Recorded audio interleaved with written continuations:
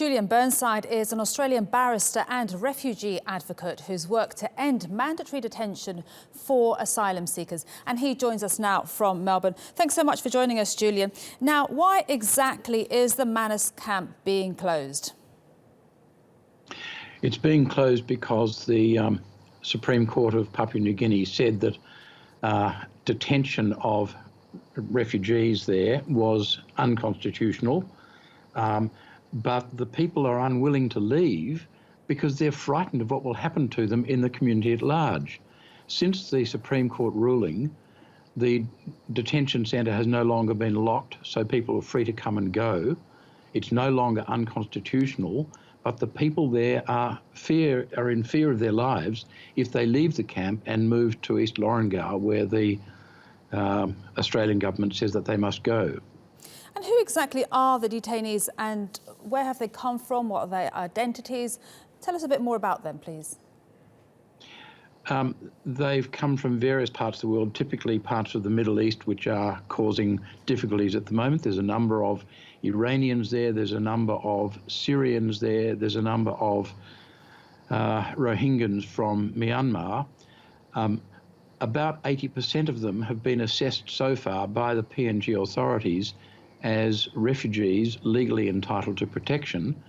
But of course they landed in Australia and said that they wanted to claim refugee protection. Australia took them against their will by force and put them in a closed, locked camp on Manus Island, Papua New Guinea. That camp is now no longer locked, but the locals in Papua New Guinea are very hostile to their presence, and that's why they are all in fear of their lives if they leave the camp. As of this afternoon, local time, the water supply and the electricity supply has been cut off. A sign has been erected in the camp saying you will no longer receive any food at this place.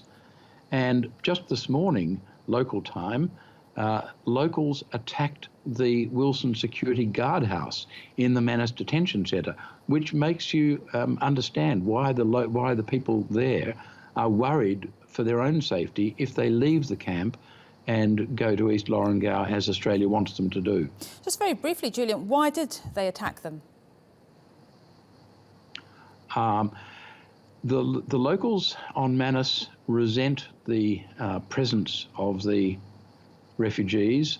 Why that is so, I don't know.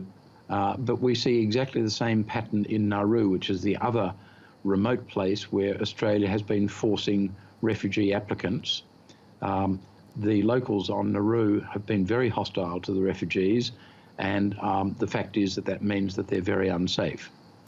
OK, thank you so much for that update. That was Julian Burnside, an Australian barrister and refugee advocate who's worked to end mandatory detentions for asylum seekers. Thanks so much.